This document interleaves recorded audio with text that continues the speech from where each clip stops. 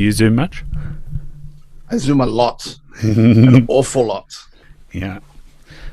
Do you enjoy that new feature? Well, you probably don't necessarily record everything, do you? Yeah, I record everything. I do the same thing you do. Yeah. Yeah, bro. Nice. So, Tim, I don't even know your last name, bro. Not a lot of people do, my bro. I keep it on the low. It's Proviso, isn't it? Provision? Yeah, sure. You can call me that if you want to, brother. We can call you whatever. Nah, I do that. I do that on purpose, man. Fuck, because I'm a teacher. Yeah. And, bro, the amount of times, like, parents and shit will, like, look you up. And if they're not happy with shit, you know, bro, it's crazy out here, man. Yeah. And, you know, when you have features, when you have strong, you know, a strong beard game like mine, bro, it attracts a lot of men. A lot of men look at me and they go, damn, look at that rug.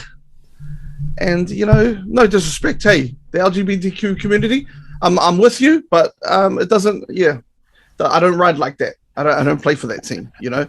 And but yeah, that's why I keep things kind of like on the low. Gee, so it's, yeah. See that you don't get some slide into the DMs for Mr. X.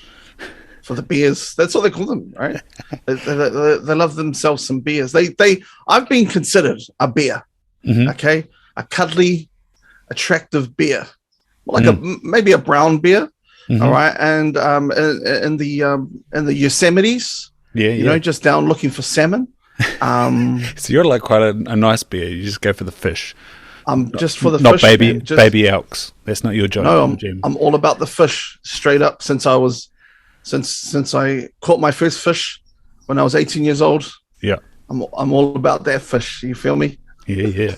So then, like Bert Kreischer and Tom Segura need to look you up, get you on two beers, one cave, and make it 3. Oh shit, let's do it. Shit, but no, for real. That's why I do keep my last name quite secret. And it's not that hard to find, though, to be honest. But yeah, I don't know. I like my privacy, and I like to, especially as a teacher, bro. Like, yeah, like I said, bro, I'll have all these solo mothers hit me up. You know. Yeah. Hey, mate. I see you on social media. I was wondering, hey, if you're you know, and hey, I gotta tell them, sorry, taken. I found the ultimate salmon. And the queen salmon. You've heard of king salmon. You've got the queen salmon. Yeah, Alaskan salmon. Wild, you know, the queen Alaskan wild salmon, and the lakes of Minnetonka. You know, and Minneapolis. Yeah, you know, I found them, but no, bro, you're getting me on this tangent, bro. And I sometimes I can't reel myself back, so that you can, yeah. No, I like it. Anyway, bro, wow, thank you so much for having me on your podcast, bro. No, it was good. I came across you, Mr. Will Fleming, another lockdowny survivor up there in Auckland, Waiuku. He tagged me, and you spit in a bit of truth on the Friday the old podcast awards came out, and I was like, who's this guy? Turns out you've done like a shit ton of podcasting, which speaks to the New Zealand podcast market. It's hard to find fellow podcasters. You guys are West, is that right? Has a little I'm not. You're not? I'm not. No. I'm just me. You're just you. Yeah, I was on his podcast. I wasn't actually. That's on yeah. But I run solo, bro. I'm a lone bear in the wilderness. Okay, I don't run with a pack. I think I might be actually. I might be a grizzly. Yeah, maybe a little bit of mix. You know, I'm a social bear. Yeah. You know, a bit like Yogi. You know, I'm a bit like Yogi. I'm all about finding picnic baskets in Yosemite, but at the same time, I run. You know, Boo Boo can go fuck himself. You know, Boo Boo, you go and hang by yourself, Boo Boo. Okay, I'm getting my own picnic baskets. You feel me? Yeah. But yeah, no, I'm not a part of them. I love what they're doing. They're great. But yeah, no, I have my own shebang bang at the moment. Nice. So when you're saying the picnic baskets, you got to throw some pies and bakery in there, I guess. Yep. Yeah. So how do you start out with the bakery run, mate? So I used to stream on Twitch, and I would hardly ever even play games. I would just talk to people, and I would have full on 15 to 20-minute arguments with people just around what the best bakery is. And then I was very lucky. I have a good friend who goes by the name of Will Slingsby, and he's a videographer / creative / genius. And he said to me, he's like, bro, if we could do a show, what would you like to do it about? And I said, bro, can we do like we do an episode about, or we just do a bakery series? And he's like, let's do it, man. And then COVID happened, so we had to wait. But it was good. While that was the first lockdown, and it gave us time to kind of, how's this going to work? What are we going to do? And first episode came out, and it was like the first day was like, I think overall it worked out being about 20 to 30,000 views in the first week. And then after that, we were like, let's just do more. Fuck it. And then we did. Yeah. So when you type in Google bakehouse or bakery, is it just like this chaos of red dots in New Zealand? Like, I live in Tokoroa. I'm sure it'd be covered in red dots here. There's a lot of bakehouses and roast huts and bakeries down here in Tokoroa. What's it like when you Google bakehouses and bakeries in Auckland? We don't actually really need to just drive by. When we started, I knew where the spots in South Auckland. There's infamous spots that you have to go to, and so I was like, let's just do a couple and see how they react. And then people would just tell us like, hey, can you go out to such and such? And then the other thing too is like we would get guests on and they would show us their favorite place. Yeah. You know, so we had Joseph Parker on, and he's like, bro, this is the place I used to go to before I went to school every day in primary school. So we went there. And it sucked, Joseph Parker. Up your ass. You want to fight? Let's go. So is that Royal Oak or Onehunga? No, that's in Mangere. Yeah, in Mangere. Oh, nice. And yep. So is he the new national leader? Old Luxton, that's his weakness. He apparently said a good pie and a custard square. Maybe I should invite him. Hardcore. Why not? He can give you the botany spots. Stuff the fucking botany spots. I'll take him to Otara. We'll go to Otara, me and him, and we'll end up at the PIC at the Pacific Island Church, and we'll see what the fuck's going on. We'll take him to the Otara flea markets, and we'll treasure him with. We'll see how it works out. Yeah, I'll keep my social distancing just in case anybody gets fucked up. But oh wow, I did not know that. I'm gonna hit him up. What off the top of your head, what do you reckon the best spot for a custard square would be? Custard square? Oh man, I can say my local Clinton's pretty good.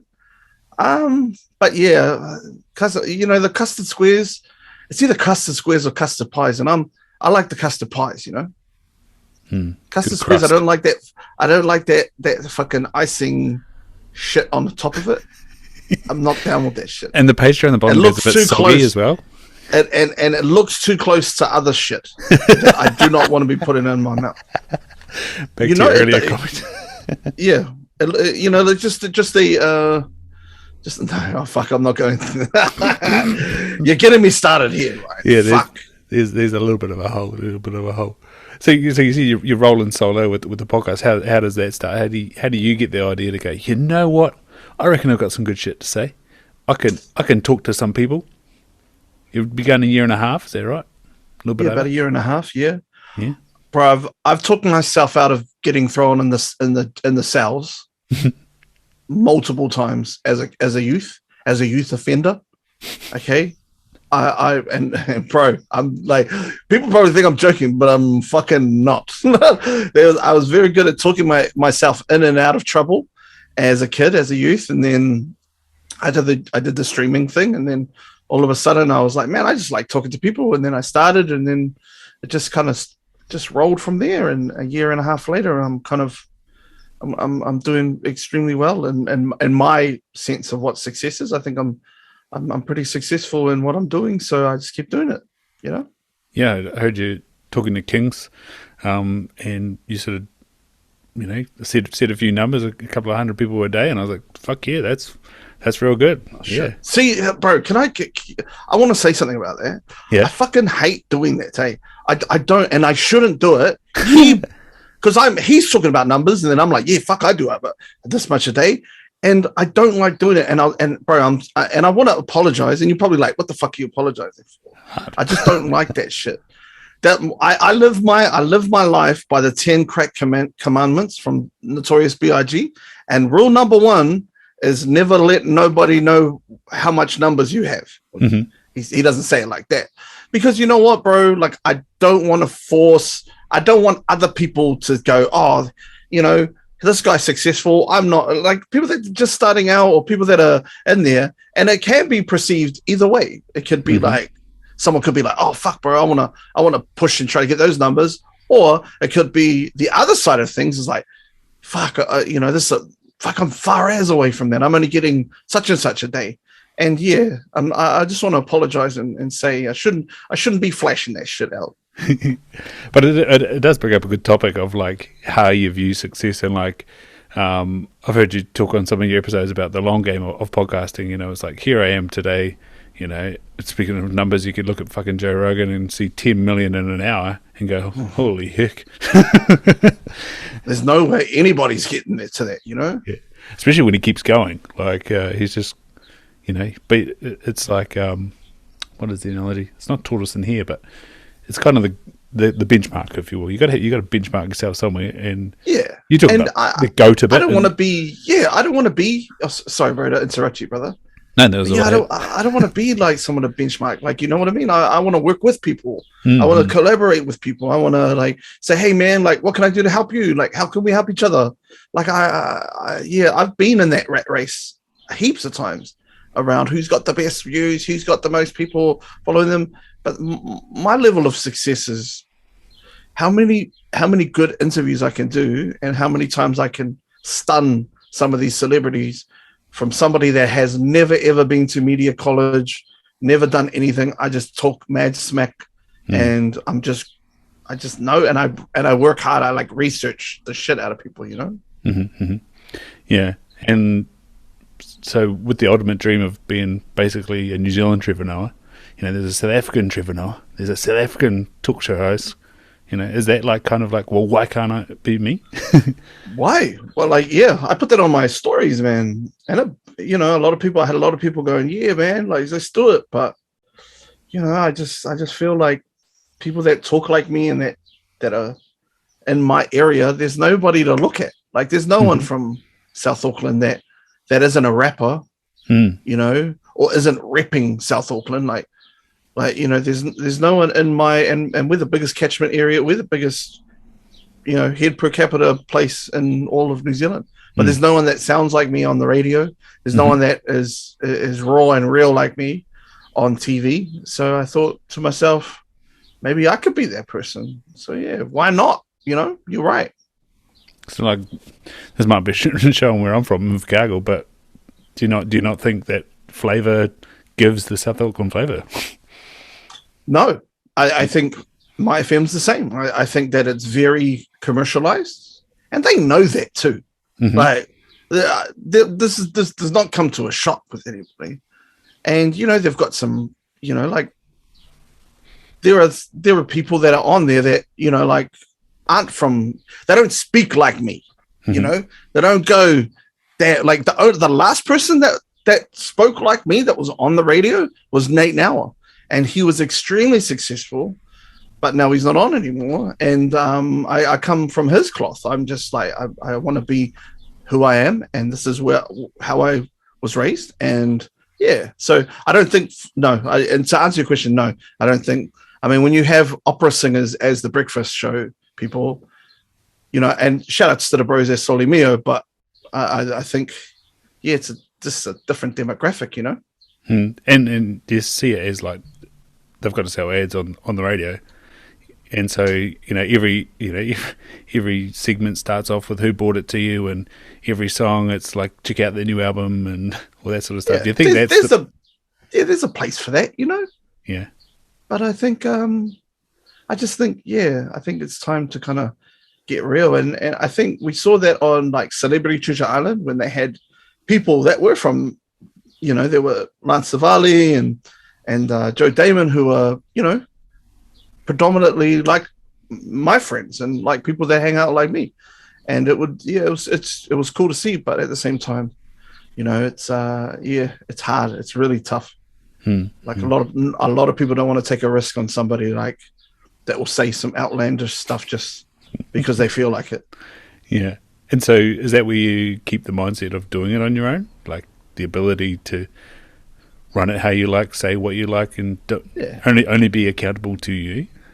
yeah, I think so. That's a great assessment. Yeah, because I know what I want to do, and I know what suits me, Hmm. and yeah, I get it done, and that's me. Like that's what I do, and I tend to think that I'm like one of the best interviewers in New Zealand, and if not the best, but all I need is just a shot. Just give me one. Like as soon as I get an opportunity, bro, it's a wrap. G. Hmm. There's no coming back after that. But that's the thing is I just like you said, like I just have to know this is where I'm going, and I know I have to do X, Y, Z to get to where I want to get to, and it's just a matter of making sure that my tools are sharpened as shit, so I can cut through that salmon straight through the gut. Bah! Get them eggs out. Bah! You know? Yeah, yeah. So, like, as you said, it's an uncharted path getting to talk show host in the States. But, like, where do you draw parallels from, like, we talked about that word success. So, your version of success is, say, being on a talk show host in the States. Like, where do you draw parallels of, like, here's where this is possible, here's what people have done, this is kind of what I got to do? Yeah, I think it's all over. Like Jesus and Miro are there are a duo that have their own talk show in the States, and they're from the Bronx. They're like they started off podcasting. They podcasted, then they got opportunities on Vice and Complex first, and then Vice, and then HBO now. So there's that, and then in the UK, there's this dude called Big Nasty, who was a grime rapper who did a podcast. Yeah, then went on. So those two, Sean Evans, who does the Hot One series, like that kind of stuff is he does bigger numbers than any late night show, like on the internet, right? So there's a lot of muses to look at and just go, yeah, I'll take a little bit out of there. And if these guys can do it, I can keep going. Even like James Corden, even though I don't like him and he's annoying as shit, but like for someone to come from the middle of nowhere in England and craft a career in that, and then move on, and then you look at successful people from New Zealand like your Tigers and your Adesanyas and your all these other people. It's like one of those things. Why not? But in terms of my like interviewing style, like it's very Deezus and Miro / Sean Evans. A lot of people say Nardwar, but I'm kind of like, yeah. So that's my style, I suppose. And so, what sort of stories would you like to give to the world? Like, as I said, me coming from Invercargill, there's so much shit I don't know about New Zealand, don't know about South Africa, and even moving to Waikato, I like don't know so much about the history of the Waikato, and like what sort of perspective would you like to bring to the world and highlight of that part of New Zealand? I think there's a lot of beauty in South Auckland that nobody knows about. I think there's a lot of struggle, but it's beautiful struggle. That's an oxymoron, but like the struggle that people around my neighbors and my peers and my colleagues, there's a lot of stories there that are quite strong, but at the same time, it's a survival thing. Like that's what survival is like, surviving and being able to adapt to your surroundings, and being and like a lot of people paint it to be this really horrible place, but in actuality, like your neighbors will help you out, and there's that happens everywhere. But yeah, it's just I love my home. I love South Auckland, and I was raised here, so everything's it's kind of like when you're sitting in a house and you can't smell like that there's smoke. You're like, oh, wait a minute. When you go outside, it's like, oh shit, there's a smoke. You know, it's kind of like that, because when you live in South Auckland, you don't know. It's just everyday life. You know, it's just like, oh yeah, that's the bro that rocks his car up every fucking day in the morning. That's the dude that's King Cobra's. He's all goods though, but don't fucking kick your ball over his house because he'll fucking come out with a bat. Like, you know, there's those kind of things. And, you know, here's the alleyways you don't go down past this time, because that's where all the transactions happen. Like, you know, and as a kid growing up, it's just normal. It's just normal. Like, you know, and my experience compared to some of my mates' experiences and some is nothing. Like, fuck, bro. I've got friends that were heavily, and it's not just South Auckland, Porirua and Flaxmere and please, Aranui and Christchurch and there's plenty of these places around, but nobody represents that. Like, it's just really strange, unless you're a rapper, and you know, there's nobody to represent that story. Yeah.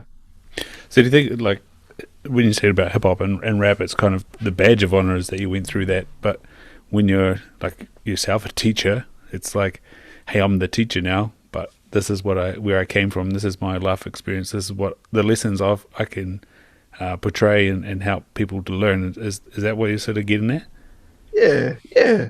And you know, there's a lot of racism, man. Like, and not in your face racism. There's a lot of systematic racism that goes on and these areas that nobody knows about. And it's really interesting. Like, Taika came out and he said this thing about, like, you know, first he said, oh, you know, if New Zealand's probably one of the most racist places out there, and fuck, all of the talking heads were out and looking for blood. But you know, he's got a point. And then, you know, the Black Lives Matter movement happened, and then some of these things got put to our attention. And you know, there's a lot more social justice happening, but at the end of and then Taika came out and with a campaign around unteaching racism in school. And again, talking heads came out. How could they dare say that? But him and whoever, and the Ministry of Education actually funded it. But they were just like, listen, like, this is what's happening. We have a system that has kind of really pushed down our Māori and Pacifica kids, and not on purpose, not a lot of time on purpose, but you know, we don't celebrate some of the cool things that some of these kids. Bro, I met this kid, bro, a couple of years ago. Bro, he spoke 4 languages, bro, and he was like 7. He took Tukalauan, Tongan, a little bit of Cook Island, some and English, you know, fluently. And he's 7, but yet he can't spell fucking, so we call him dumb.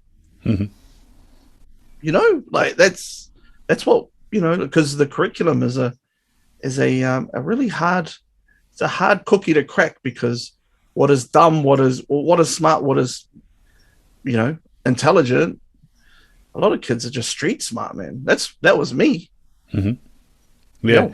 And like those applicable skills, in when you talk about curriculum, how it's hard to address something like, you know, a melting pot of people and a dominant culture, and then you go, well, what are we going to be doing in 5 years when we don't even know what jobs, what technology, you know?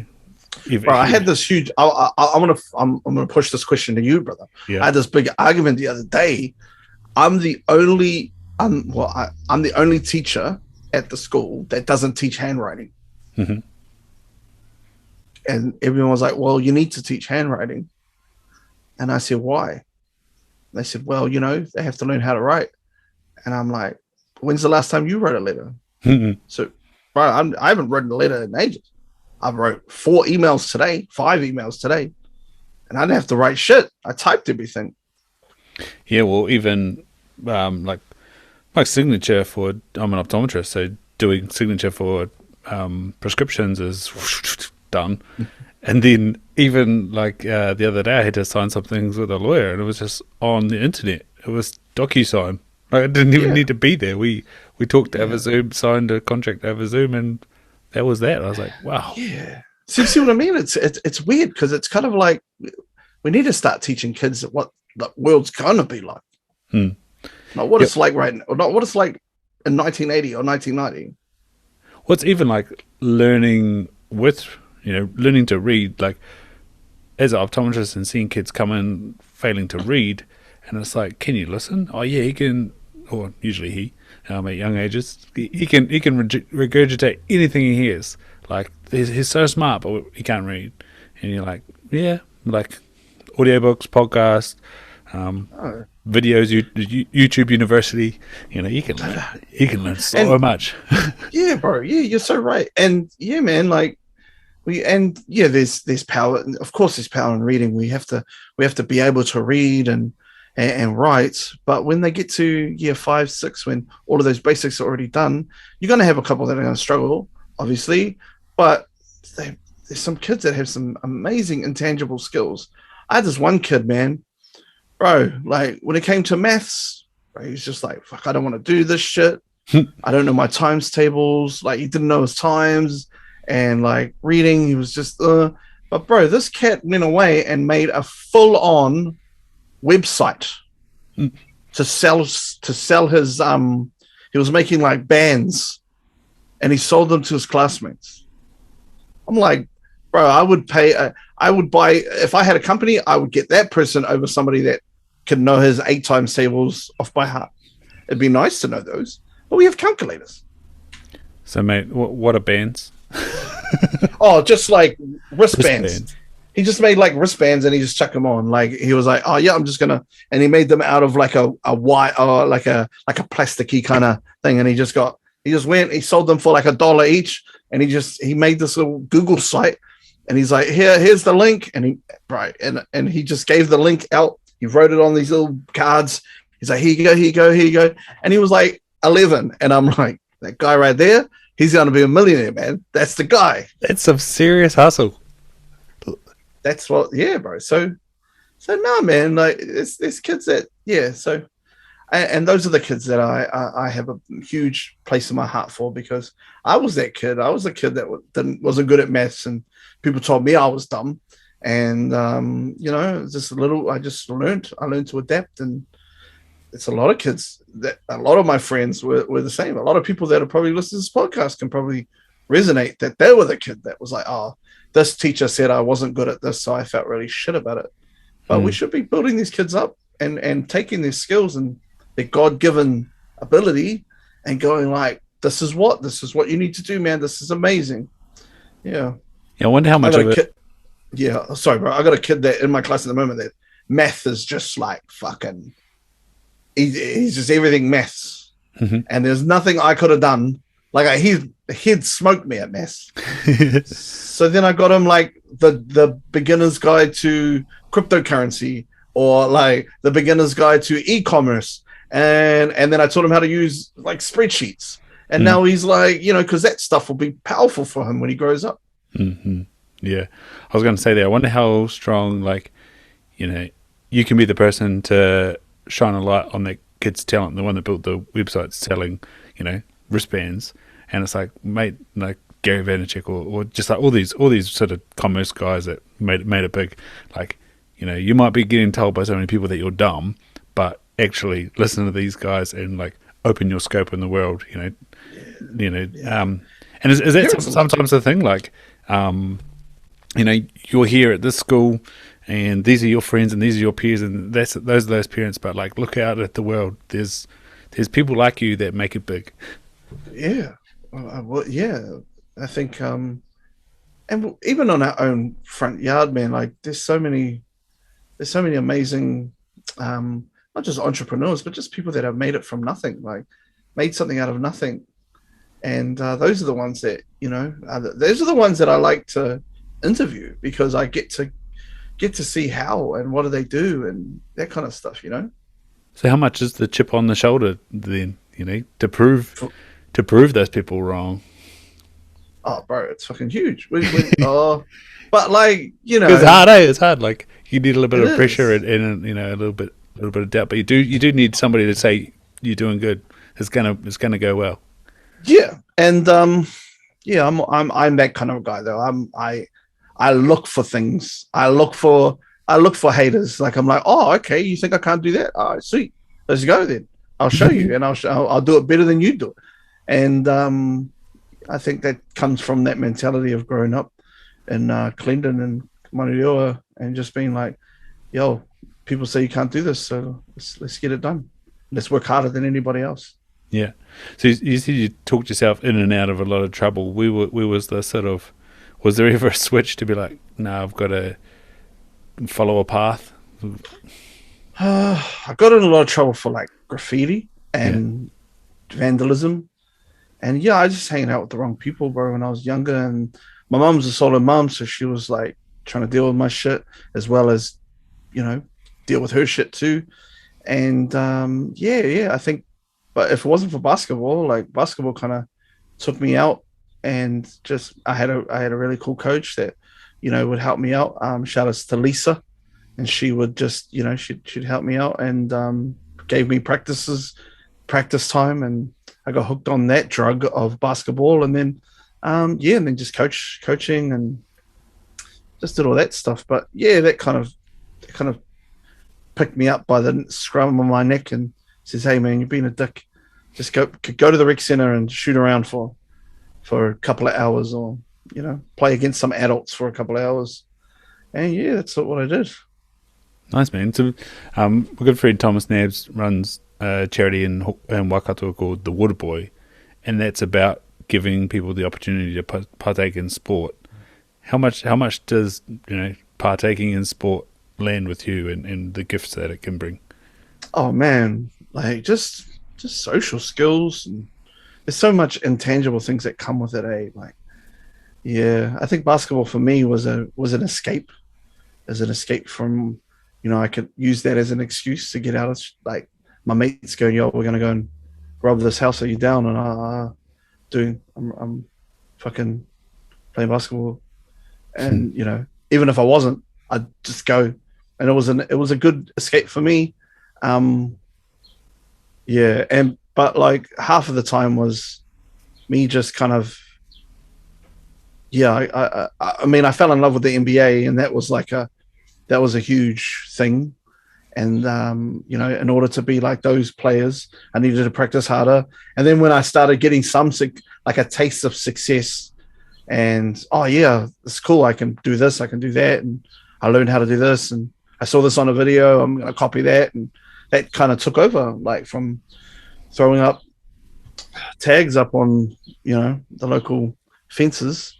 I was down at the rec shooting around. Yeah, so you said you played with adults. What was that experience like? Were you gradually pushed into it, or was it a bit of a humbling experience? I'm that cocky. I was like, who wants it?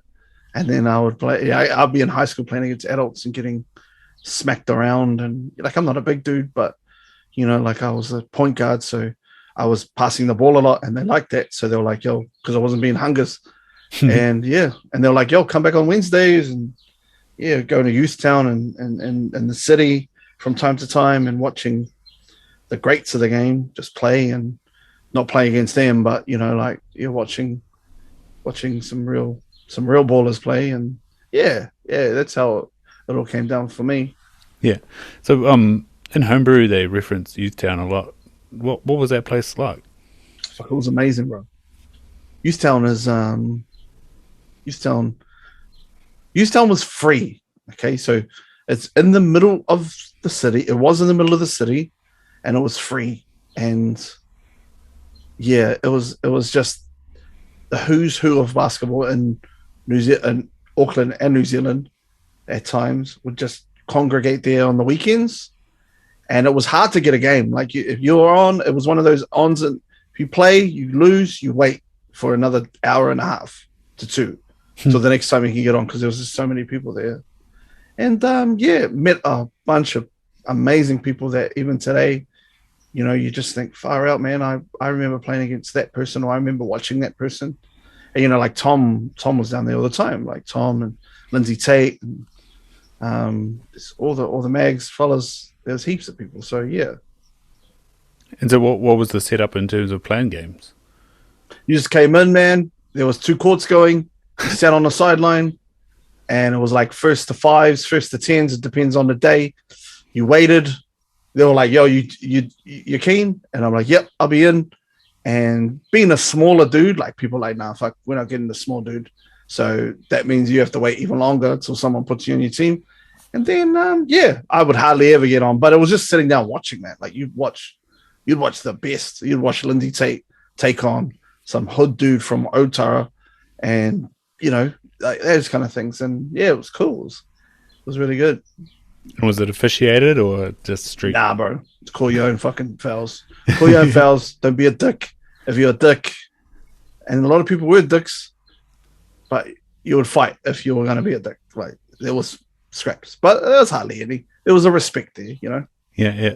So, like, what was it purely based on, like a community, idea of like accountability and being, like you said, not being a dick, playing rules. You got a little bit of a framework in terms of the rules of basketball, but yeah, like. I think you would only go to youth town if you were a baller. Like if you were a hooper, not anybody would show up. Like it's not like it was open to everybody, but you'd get there, and if you weren't good enough, you'd wait for ages. So then you wouldn't hang around. But that was the thing. It's like I just love the game a lot. I would sit there and just watch. I would sit there and watch people get ideas. Oh, I see what he did off there. Oh, Lindsay does this. He goes left on here, and like you'd learn by watching and by mimicking later on. Like when you had your own practices back, you catch the train back. Like I used to catch the train at like 6-7 o'clock in the morning with my ball and my backpack, and I'd go in, bro. I'd probably get like maybe 2 games, 3 games, and then I'd just watch for the rest. Watch these amazing basketball players play. And you were doing that by yourself, or you had a crew? Hell yeah, I was in it. Hell yeah. Sometimes I'll have my boy that was a big, so if he got on, he'd be like, "Yo, like I roll with this dude," and then I'd jump with him. But yeah, a lot of the time by myself, and that's because I just love the game. I just want to watch it. Sounds awesome. What made the demise of Youthtown? Yeah, Bro, they sold it, man. They sold it. Okay, so above Youthtown, it was like a 3-story building, but above it was like a shooting range. Yeah, randomly. So all the lead. This is what I heard. I don't know if this is the truth. So all the lead from shooting over the years, just seeped into the ceiling and the roof, and it was toxic. So they had to take it all down. But they sold it to somebody, and they were like, "Oh, we might be looking at doing something else," and they never did. So yeah, that's what happened. And what part of city was it in? It was on Albert Street. Yeah, it was on the left. So it was down by the viaduct. No, Church Street. I'm gonna get in so much fucking trouble. I should know that. when there all the time, can't remember where it was. No, because like, bro, I didn't even know. Bro, even today, bro, I didn't even know. I only go to the city. Like you gotta understand, like South Auckland and the city are 2 completely different like centers. It's like Te Awamutu and Te Kuiti, like or they're so far apart. But yeah, it's and there's so many streets, but I knew how to get there from the train station, and that's all that mattered. I knew to go to Victoria Park, go up the street, and then we're good. And on the train down to Britomart, was it? Yeah, there was no Britomart then, brother. There was no Britomart at that time. Was that the old train station? That old train station. That was where Britomart kind of was. Yeah. It was all kind of outdoor kind of shit. Yeah. Yeah. Mean. Yeah. So how did you get to the teaching place? Like, well, I've always been good at talking with kids. I worked at a youth prison. I don't want to call it youth prison. It was like a juvenile detention facility for about 5 years, and I gained these skills of working with the hardest 1% of kids in New Zealand, and being able to talk and de-escalate certain situations and behavior management strategies and things like that, just by working in the fucking hyperbolic chamber of working with kids, bro. Like shit. Like if you can handle yourself and succeed in that environment, going to a school would be nothing. So yeah, my daughter was born, and I was just like, fuck, man. Like there's no pathway here. I'm at the top of where I have. And yeah, I need something. If I got fired tomorrow, I don't have to. I've got no qualification. So yeah, I just made the decision to go and do teachers college, and away I went.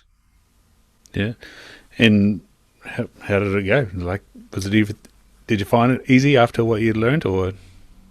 Yeah. So I finished my my bachelor's in education, and then I got shoulder tapped to be a basketball coach full time for the representative side of things, and so I did that for 5 years. And then on your 6th year, if you don't use your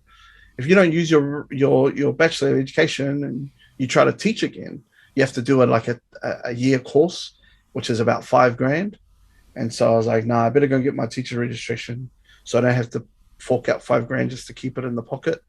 And and then I just stuck with it. I was like, sorry, I'm gonna stop coaching for a little bit. And I just started teaching, and I'm like 6 years in now, 5 years in. I love it. Yeah, bro. And so, like, you brought up something interesting there. Like, if I lose my job, then what am I going to do? How do you feel about that now? Like, bro, I could teach anywhere. I can go overseas and teach now. Yeah. So do you feel super secure? Yeah, unless I'm a fucking idiot and do some dumb shit. Yeah. You know? And being a male, like, that's always in the back of your mind. Like, you're like, fuck, nah, I need to be in I need to make sure people can see me. You know, like, I need to be in line of sight of somebody, especially with, like female students. But, you know, like, I learned all that at the fucking, at the lockup, bro. I learned all that at Weymouth. So I was like, I know how to be super safe with that stuff. And yeah. So, but that's you have to be one dumb motherfucker to get, like, crossed off. You have to be one stupid, ignorant motherfucker to get crossed off as a teacher. You know, like, just be appropriate, treat people with respect, help all the learners, like, do your best to plan, do your best to what your principal's telling you to do. You'll be sweet. And just don't be a fucking creepy cat. You know, there's some like, fuck, like, I'm, you know, like, don't even put a shadow of doubt that you're like, you know, like that, because you know, anything can get misconstrued, and, you know, you need to keep yourself safe as a male teacher. And yeah, and I'm very lucky. I'm so lucky. I used to work at the care and protection unit with the top 1% of the most promiscuous young ladies in New Zealand. You know, I had to work with them. So I learned line of sights right there. I'm going to make sure that my colleague can see me talking to them when they're in, you know, that way. You know, like, I know that, you know, and I know it sounds really fucking weird, but it's true, man. Like, you know, that's the last thing that you want to be accused of, or have that on, you know, anybody thinking that, you know? Yeah. And like, with podcasting and what you're doing, do you sort of see that as another sort of string to your bow, if you will, like another avenue of you know? I think it's probably my strongest, like, string on my bow is the I mean, you've listened to a few podcasts, correct? Yeah, bro. Like, so I'm really good at reading situations and making educated guesses. That's probably my biggest thing. I can make an educated guess on the fly about a comments, and 9 times out of 10 it will hit. It will be oh shit, how did you know about that? When in actuality I didn't. I just kind of read, I inferred, and I put one and two together with information I already have. Yeah, bro. Yeah. And so, have you always done them on Zoom, or do you like doing them in person? I always do them on Zoom. I like doing them on. I've done a couple in person, and I can still do them in person. And it is a different vibe, but I like the Zooms. The Zooms are cool because I can put my notes up. I can read my notes while they're discussing things. I can edit it if I make a mistake, or, you know, but I hardly ever edit anything, to be honest. Yeah, no, it's funny when you're guest on some people's and they're like, oh yeah, I'm just editing. I'm like, what are you editing? What did we talk about? And you know what? Like, I think it's one of those. Paralysis by over-analysis things, you know? Yeah. When you want things to sound perfect, yeah, it's just another reason to. To be honest, it's just another waste of, or not waste of time, because I do see the purpose in editing stuff. But man, like I'd rather spend time on cutting something for socials up, Yeah.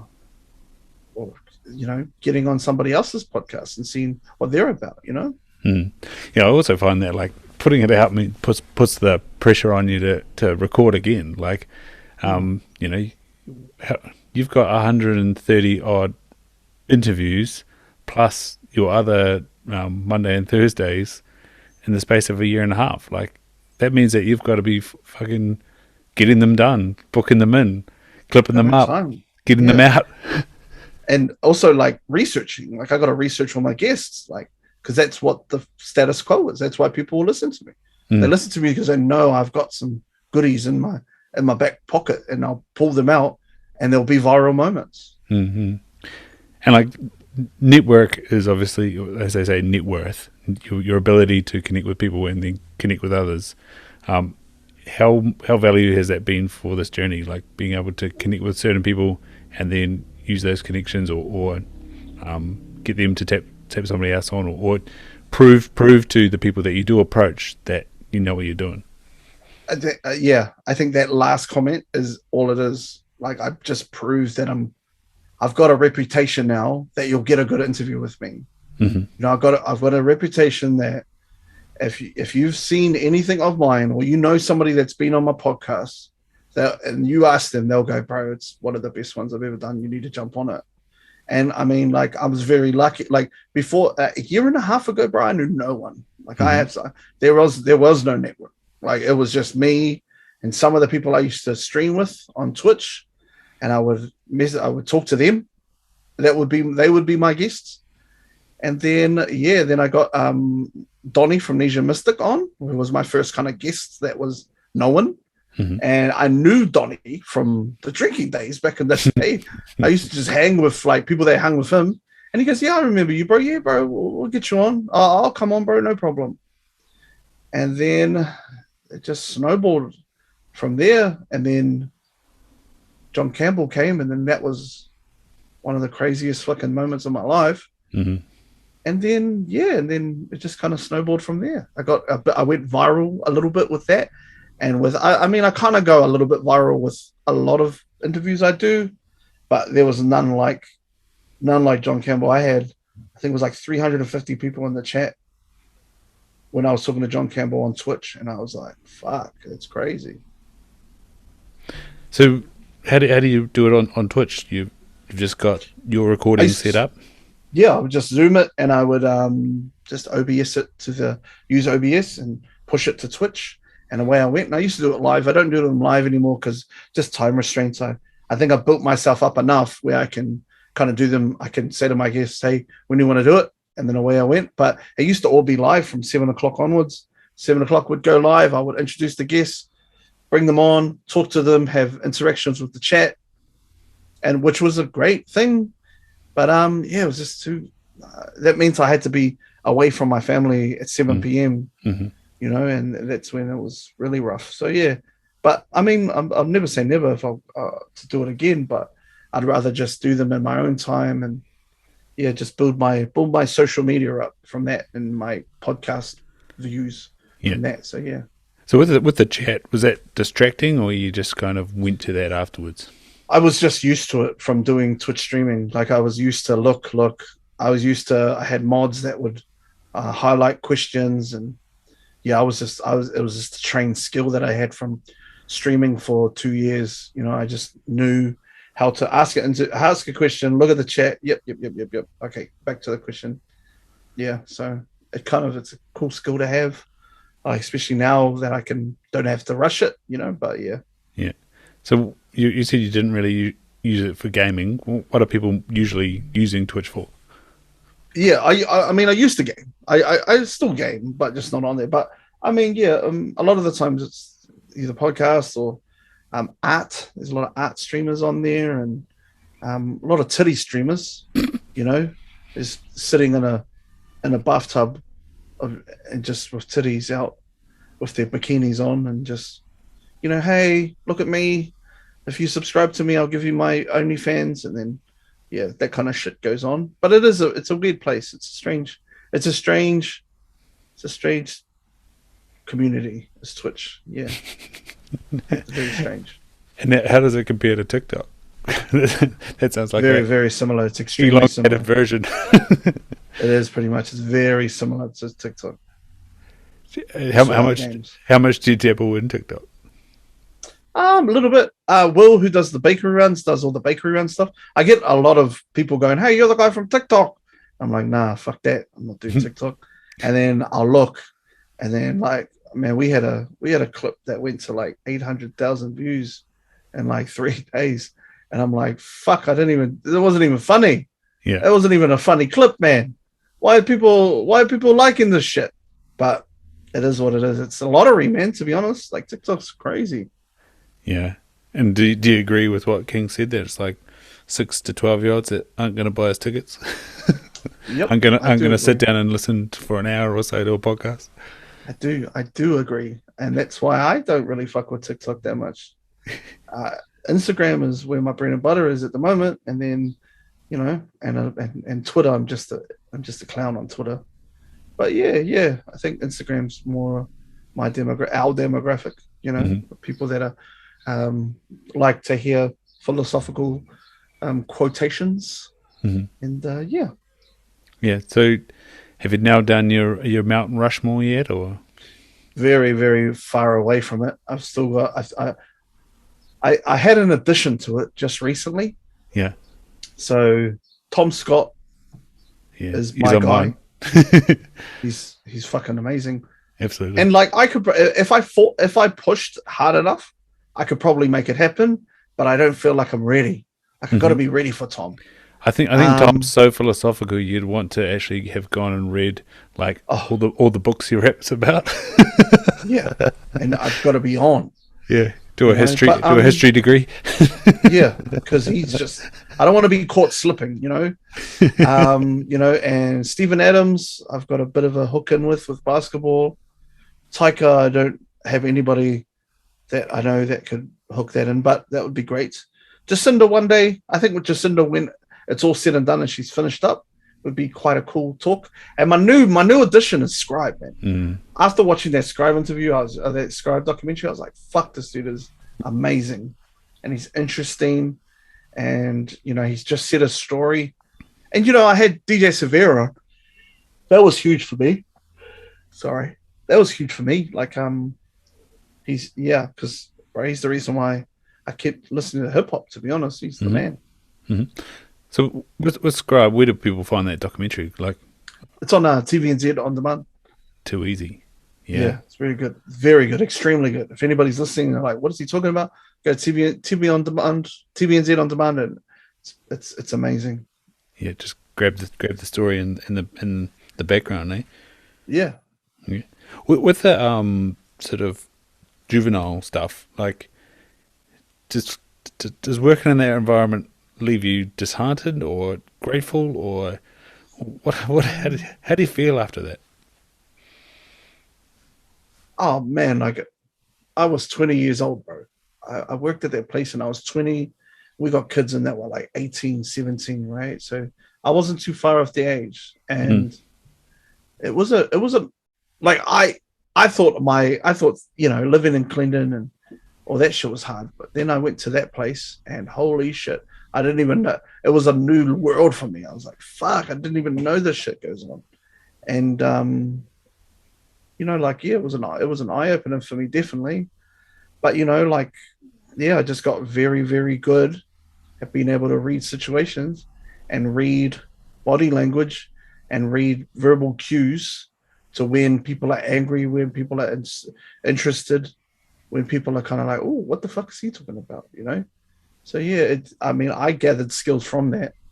But once my daughter came into the world, that's when I thought I can't be coming home fucking depressed because of some kid did this to me, or so I saw some kid try to hang himself, like that kind of stuff, and I saved the kid from dying today. Yeah, it is quite Yeah, it's pretty disheartening, but at the same time, it's not. And I keep having to tell myself this every day. There's kids that would spit and shit and throw fucking vomit at you and that kind of stuff. It's not their fault. Like, it's got nothing to do with them. It's their upbringing and the system. And like we're talking about systemic racism before.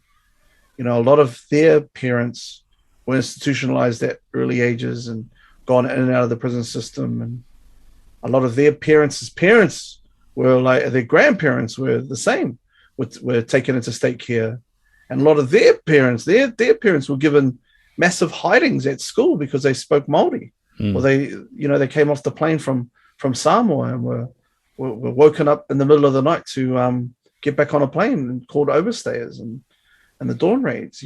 So it is there is you can't blame this one kid because he's angry and he's spitting at you, because it's actually he's just a product of what he came up in. And yeah.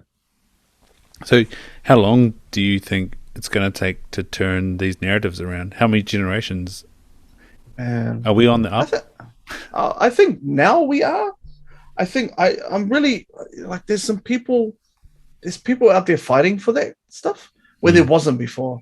There's people like Chloe Swarbrick who are just like, nah, man, like I think that this needs to be addressed. There's people like Rawiri Watiti who are just like, no, this is systematic and we're going to make some change.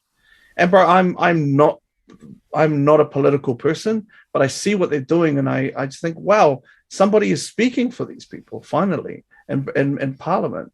And then even on the social media side of things, there's people like Chanel, who is fighting for equality for people of color and also, LGBTQ. And there's people that are standing up for shit now when there never used to be, like 5 years ago, maybe 3 years ago. It was quite like, this is the way that it is. And I think that we are on the up and up, but bro, I don't know how long, but at least we're slow progress is better than no progress. Mm-hmm.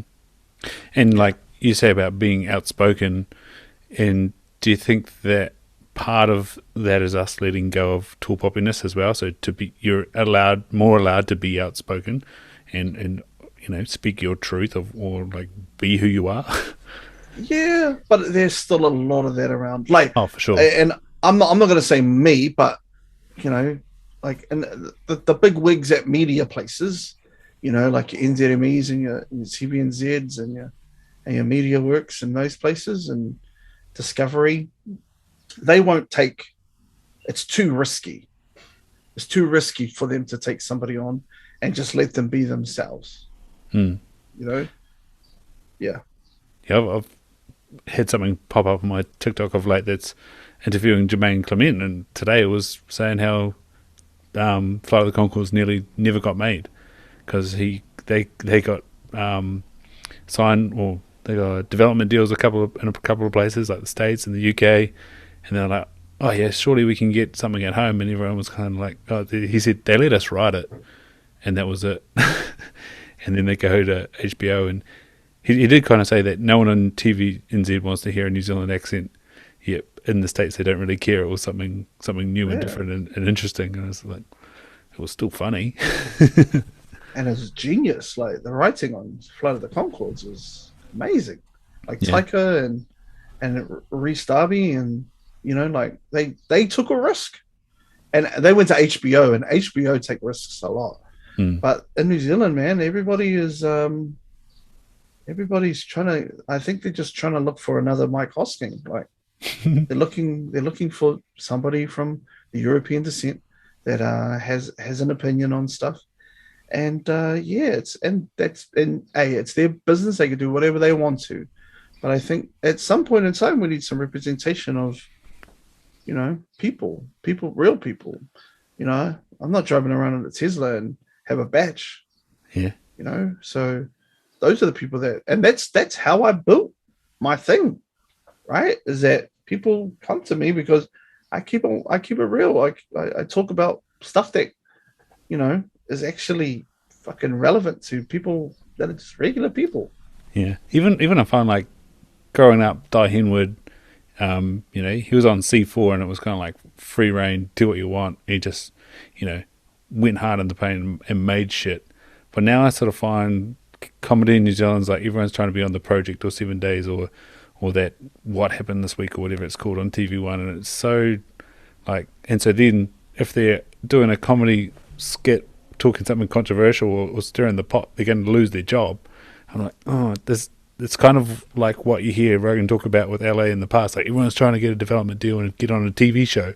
It's like, how about you do a podcast and do comedy and make money out of comedy, make money out of your art and be accountable to no one, and then you can say what everyone comes there to hear you say and what they're all thinking, but they can't say, and you've said it, and then it's funny. No, it's a very, very. It almost seems logical that you would go down that route. But I think with the development deals, you get quick money. It's quick. Here's your contract, sign it. Whereas something like Rogan, or it does take a while. Like Rogan's going like 10 years now. Yeah, been going for a while. And he came from a TV show. He came from Fear Factor. But I think it's that growth. Like he grew it, and that's honestly that's my success. Like, I don't give a fuck about views. I don't give a fuck about awards. I don't care about that shit. I just want to grow as a person, grow as a host, grow as a funny person on Instagram and on these podcasts. And I just want to grow. Like I found this gift that I have of, interviewing people, and I just want to be the best at it. And if that doesn't wake you up in the morning to go and research and get your socials going, then, sometimes people are just okay with being mediocre and okay with just being there, and that's totally cool. But for me, I'm like, I'm working to be the best I can be, and the best I can be is far away, but at least I'm going there. I'm walking towards that direction. Yeah, and yeah. What inspires you to be funny, bro? Like, I love, like, I've just had a weekend with my family down in Christchurch with lots of laughs and like observational stuff and inside jokes, like what inspires you to be funny? I've just always kind of had that in me. Like I've always tried to be, I was the clown, I was the dude that like, oh yeah, that's funny, bring them along. To be honest, I think it was a coping mechanism, to be honest. Like, as a kid, not growing up with a dad and all that shit, was like, how do I get friends?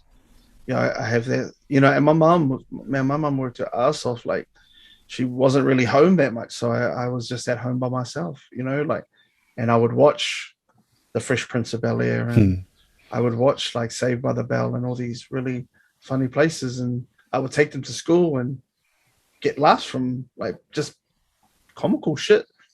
And then I just kind of just kept it going.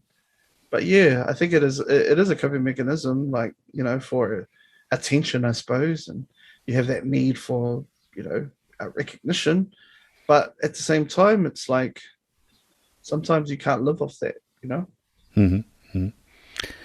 Did you delve much into like South Park and Simpsons? Family Guy, shit. Man, but I love stand-up. Like growing up, I remember listening to Eddie Murphy Delirious and Raw over and over and over again, like religiously. I actually, when Prime first came on TV, I would watch David Letterman every night at 11 o'clock. It was David Letterman and wrestling. I watched a lot of wrestling. I love me some wrestling. And I came up in that golden era of the Attitude Era, WCW, and there was comical shit on there too. And it was storytelling that I learned from that, and confidence. I honestly, I think I get a lot of my confidence from watching these dudes that were on the mic being confident, Yeah, that was what I was just thinking when you said about David Letterman, the ability to sit behind the desk, sort of lean over the desk and like, be funny. Yeah, be funny and try to just like throw it at the crowd and be like, that's funny. And like, get somebody there and welcome them on, sit them in, and then stab them with a joke. I would watch every night. I would watch David Letterman, and the people that he would have on, I would not have a clue who they were, but he did his top 10. He did his monologues. I got the monologues. I was like, I see what he's talking about, and yeah, every night at 11 o'clock it would come on and I would watch it. And it's kind of like what pushed me a little bit. Yeah.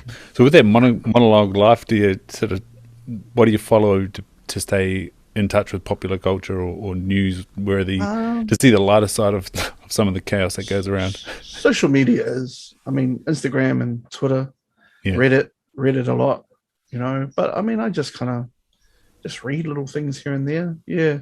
But in terms of the monologue stuff, like getting up in front of people and talking, and doing that, I'm working hard to be better there, and not saying that I'm not good at there, but I want to be the best there. So I've done some stand up at the start of the year. I've done some keynotes and some guest speaking, and because I can't say I want to have my own talk show and not put work in. Like, it's like me saying, oh fuck, I want to have the biggest muscle. I want to be a fucking bodybuilder and never go to the gym, or I want to be the best bodybuilder and only read how to be a bodybuilder in books. Like, it's not how it works. Like, you need to get repetition up, and I'm doing 10, sometimes 12 interviews a week because I'm getting repetition, and I'm going to the gym for that shit. But once the traffic lights open up, I'm gonna get on the stage and do some topical shit and learn about being that guy. Because, like I said, if I want to actually do it, I need to fucking get out and fucking stretch that muscle, Yeah. And so, like, what's the process for that at the moment? Like, going to the clubs in Auckland, or? Yep. So, like, I did the raw quest, so to find the next kind of stand-up comic, and I did pretty well. Like, I did 2 gigs before the first lockdown, and then after that I was like, I need to start concentrating on getting more content for the podcast. But it came really natural to me. I'm used to talking to people, and I didn't even see the crowd. You don't even see the crowd. You hear them, but you don't really see them. I found that cool. I'm really, really fortunate that I have a network of people that would give their time up to help me. Like, I was I can lean on a couple of my friends that do that for a job. Yeah. What I'm hearing from you is like growth mindset, beginner mindset, and the ability to be a student. Which is great because you're a teacher. You're trying to be the exemplary people here, right? Yeah, I can't be like, I'm going to teach you, but I don't know how to learn as well. Yeah. But I think probably, and a lot of people have said this to me, is that I'm just a hard worker, bro. Like, I just work hard for what I want, and I've set a huge goal, and now I'm working my ass off to sharpen my tools as much as I can, because these opportunities don't come. Bro, we could die in the next 15-20 minutes. You never know, bro. So, and that's the other thing I said. I was like, man, I don't want to go to the grave thinking, I should have tried. I'm just going to try. Yeah. And try. Yeah, bro. Well, mate, it's bloody awesome to connect with you, Tim, and I'm super stoked to start following this journey, bro. As I said, it was just a couple of weeks ago that I found you. Like, the viral world of New Zealand doesn't always cross over. Yeah, and that's fine. Like, but I know that there's, sooner or later it's inevitable that people, if we're all in the same mindset and we all kind of vibe, the vibe brings the tribe, brother. Yeah, bro. You know what I'm saying? And if we're all on that same vibe, bro, then we all follow each other and help each other out. So, yeah, bro, that's my co-popper, bro. Yeah. Fantastic. So where do people find you, man? The Provise Project on Instagram. You can head up the Provise Project on iTunes and all that, or wherever you get that stuff. The Bakery Runs is on YouTube, Facebook, Instagram, TikTok, all under the Bakery Runs. And then Twitter. I'm on Twitter under TimProvise NZ. But yeah, if you want to reach out and say what's up, Instagram's the best place to find me. Nice. And people can still support you on Patreon? Yeah. If you want to, you can come through, throw me a couple of bucks, buy me a pie, on the Instagram, on the Patreon every month. But yeah, that's me, brother. That's you, mate. So how I finish off is what is something that shows up in your life that keeps you in flow? So it can be like a mantra or a way of life, and so when you're in a good spot, that's usually there going along nicely. I like that, bro. That's a really interesting one because sometimes, man, like I was gonna say run my own race. Mm-hmm. So I use that quite a lot in my life. But this one, I'm going to use a different one that I use is like, it's a two-parter, bro. Okay. There is no, like, NO, when there's no progress, or when there's no struggle, there's no progress. Mm-hmm. So unless you're struggling at something, you're not going to, if something's hard, then you're going to get better at it and you're going to improve. So no struggle, no progress. But then on the flip side of that, if you do it like I know something, KNOW, if you know struggle, then you'll know progress. Then you come accustomed to it. So yeah, no struggle, no progress, both ways, with a K and with an N. Nice. Is that what they call a double entendre? Yes, it is double entendre. Shout outs to Drake. It wasn't a Drake line, but yeah, it's actually a line from, oh man, what was his name? He was an African American poet, man. I'll look it up before we go, bro. But yeah, I've always kind of like I've always had that in my mind as that like yeah, it's one of those things where it's like far out, man. I kind of get that, Yeah. But I hope that resonates with people. And I hope that, yeah, people kind of get it, Yeah, they can. It lands along. Frederick Douglass, that's the bro. Shout outs to Freddie. Shout outs to Freddie D in the place to be. 1901. He was onto it. He's a man. He's ahead of his time, man. Timeless. I know. So yeah, bro. But no, thank you so much for your time as well, my brother, and really appreciate it. Legend.